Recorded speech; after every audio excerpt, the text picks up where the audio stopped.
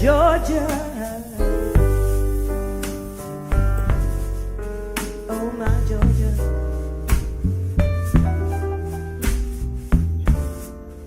Well, a song of you comes. Gwen Hughes, and I'm a singer-songwriter, band leader, vocalist, juggler. I'll vacuum your floor. I'll do it all. You do it all. Yeah, it's kind of like your style, right? So you're very versatile in your style. I've seen you perform several times. Mm-hmm. Kind of tell me what's the basis for you to use so many different styles and techniques when you're performing? I think because my beginnings were in theater, mm-hmm. and I'm also an actor, so I like exploring different genres and different types of music, really sort of just to try it on like another character. Mm-hmm. And some of it I do better than others, but then what it also does is it creates a hybrid sound which then really becomes who I am, as opposed to being, it's for better or for worse, easily categorizable in one specific genre. Mm-hmm. That is a blessing and a curse, but I just feel like I learn from everything. I'm interested in everything. Like I heard Taylor Swift last night on Saturday Night Live, and I was glued to how she writes her songs. And that is something I'm going to learn from. And when I write and I'm in the writing process now for some new recording, I'm going to see, okay, what can I do with the way Taylor Swift writes a song? Just like, for my own songwriting, just like, how do I sing when I hear Carmen McRae, mm-hmm. or when I hear Francine Reed, or when I hear Ella Fitzgerald? How does that inform what I do? So what are you seeing in Taylor Swift writing that you think you can take, what elements are you think you can take and possibly use for yourself? Oh, it's fascinating. She uses a very repetitive chord structure, but there's a lot of words, and then she invariably has a hook that it's like an earworm that you can't get out of your head. And so I'm fascinated by the repetitive chord pattern with the way she changes up melody, but she has this syncopated rhythm with her lyrics, mm-hmm. that I come from a background where the stuff is very melodic, mm-hmm. and not so many words, mm-hmm. Somewhat syncopated. Anyway. So I've never thought about it like that when you said so many words. So you find when you see her music and her style, you notice that there's a lot of verbiage going. I stay out too late, got nothing in my brain. That's what people say. Mm-hmm. That's what it's just like it's rolling. That's like lyrics keep coming and coming and coming. And I got to believe that that's informed a little bit by what's going on with hip hop, mm-hmm. and rap, which is just giant swaths and clouds of words all the time. It's fascinating. Yeah, I never thought about it. That's pretty interesting that you would say that, because there may be some influence from hip hop that is causing a lot more words being spoken in a song. Because I know when I first met you, I knew you more as a jazz, mm-hmm. vocalist. And I'm very comfortable with that categorization, but I always have felt like I'm more of an R&B singer who can sing jazz. Okay. Because I love the space. Soul music has space and isn't, and wordless vocalizing that you don't hear so much in modern music. It's a lot of words. I've noticed that in pop culture in general. If you watch a television show, even the writing seems to be a lot of talking. Yeah. And there's not a lot of empty space in there. Yeah, maybe it just feels like, they're going to lose our attention. Right, yeah. I don't know. Maybe that goes into our in general overall cultures that people think you have to constantly do something in order to keep people engaged, right? Right, 140 characters or less, which is now 280 characters. You got to get right to it and keep it going, right? Keep it going, yeah. You're probably right. Yeah. So that's pretty interesting. So you will be performing at City Winery. Yes. And have you performed there before? No, it's my first time. And it's such a great national, elegant brand. I'm thrilled to be there. And tell me who's on the marquee with you? Ooh, it's Louis Prima Jr. and the Witnesses is the name of his band. And Louis Prima Sr., as your audience may know, was just an icon of like jump blues and swing jazz in the 50s, late 40s, 50s, and into the 60s a little bit. And what I always have loved, first of all, I had Keely Smith singing with him, who was his wife for a while. One of the best vocalists ever in jazz. Pure, beautiful, dark voice. But Louis Prima always combined something I try to do in my own music, which is humor with just killer musicianship. And that's what I try to bring with my band all the time. And I know Louis Prima Jr. is carrying on that tradition, so I'm thrilled. I can definitely say that about your performance as well. My girlfriend, she is normally not a jazz fan, but she loves you because you make it more approachable and fun. Thank you. So thank you to her. So I know what you bring to the table. Kind of give me an idea what we can expect from you at the show at City Winery.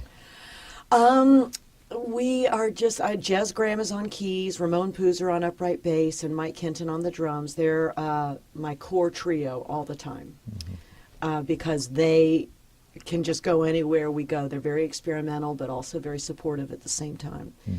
And we're gonna, open with. I love being here with you.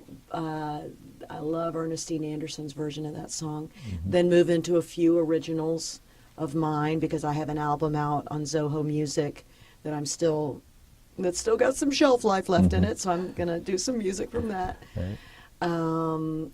We're also gonna do some legacy tunes of mine, So and So, which I've been doing in Europe for years, and then we're gonna close. I can't actually remember the whole set list, but we're going to close with a tribute to Fats Domino. Oh, that's pretty cool. Because he's just, he's a giant in New Orleans jazz and pop and blues and music. So. Oh, that's awesome. Yeah. Well, I'm looking forward to checking out the show. Just kind of backtrack. You were mentioning that you had done some touring in Europe. Kind of tell me how that started, because I know ever since I've known you've always had a European leg of whatever. I just asked my manager over there how many tours we've actually done, and he said 17. Wow. Which makes me tired just hearing it. It started with basically doing outreach on behalf of churches, friends that worked at churches. In Paris is where it started, and then I did one in Prague. And I would say, I'll do an outreach, and in church over there, you can go and have a cocktail and, listen to some good music. I said, but let's get a gig in the city that I'm in. And that happened. And then, so I did that in Paris and Prague. And then the third time ended up in Croatia. And that was actually more of a serious tour because Croatia was not long out of the Bosnian War. So I played in places that still had bullet holes in the wall. But on that tour, I met the current manager of my band over there, who is also a drummer. And he said, "Oh, baby, I think we could do something with this." That was 2004, and I've been going ever since. And they fly me over, and it just shows you, kids, that if you start out for the right reasons, sometimes it can come back around, because I just was doing it to do it and help other people, and then it turned around to where then it did become financially feasible to do it. So that's awesome. Nice, Like, give me an idea of some of the places you've been able to perform in. Some of the cities. Gosh, a lot of places you wouldn't have heard of, but that I know. Lake Bled, which is one of the most beautiful areas in all of Slovenia. I've performed on the coast of Italy, endlessly, Trieste, Italy, Muja, Italy, Austria. We've performed up in the ski resorts up there. Maribor, Slovenia, which is right on the edge of In Maribor, actually, we performed in January for a bunch of skiers, and the gig was outside in snowdrifts, and everybody wore parkas. And we actually played music in the snow. I've never played music in the snow, but we did. Wow. Slovenians are hardy people. And then a bunch of places in Croatia. It's been a blessing. I've performed everywhere from Istanbul, Turkey, to Casablanca, Morocco, to just this past month we performed in Örebro, Sweden. So Now, when you perform in these different European cities and countries, do you notice a difference between the different audiences, or are they kind of all similar to, like, versus a U.S. audience? Yes, as a general rule, they are the same. Sweden, maybe just because it's the most current, and it was new, I've never experienced such a great crowd. I mean, these people love music. This is the country that invented Spotify, for better or for worse. But they love music, and we just killed at this festival that we played, and that was very, very gratifying, because I do see that all the live music experience is changing all over the world with the advent of the web. Mm-hmm. You do have to make it. It used to be you just had to make it more of a show in the U.S. Now you guys got to start to make more of a show everywhere. Mm-hmm. So.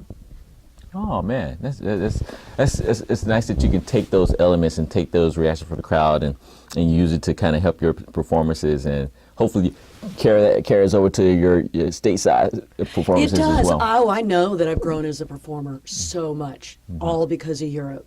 Just the confidence of just doing concert after concert. Because here in the States, I can do a concert, and then I can do 3 gigs where I'm like faceless jazz trio in the corner, right? And that's a whole different set of skills. And you can get a little lazy. You can get a little complacent. That's better. Complacent. Because you're not there for people to hear you. You're there to provide sort of a background energy. Whereas Europe, when you're doing concert after concert after concert, I have such respect for Taylor Swift or any of these people that are on the road all the time, because it requires endurance and an energy that our biggest tour that I've ever done, going to Slovenia, was 14 concerts in 16 days. And when you got to show up that many times in a row with something to say to the audience, no matter how big or how small they are, you learn to be a better performer. Well, I'm glad you were able to absorb those lessons, and I'm sure the people at City Winery this coming week will be beneficiaries of all you learned so far. I hope so. I'm very excited. And there's always going to be, I've been in Atlanta a long time, but Atlanta's changed so much, and in-town has grown so much that there's always new people that have never seen me. And so I'm really grateful to City Winery, particularly Lawrence Blumenthal, who helped me get the gig, and Rodney, and everybody at City Winery, and Louis Prima Jr. for the chance to work with him. Awesome. Well, for those who may want to attend the show or follow you or check out some of your music, how can they do so? GwenHughes.com, GwenHughes, and City Winery is citywinery.com. Look for the November 14th show with Louis Prima Jr., and I believe doors are at 6 and the show starts at 7 or 7:30. So it won't be a late night.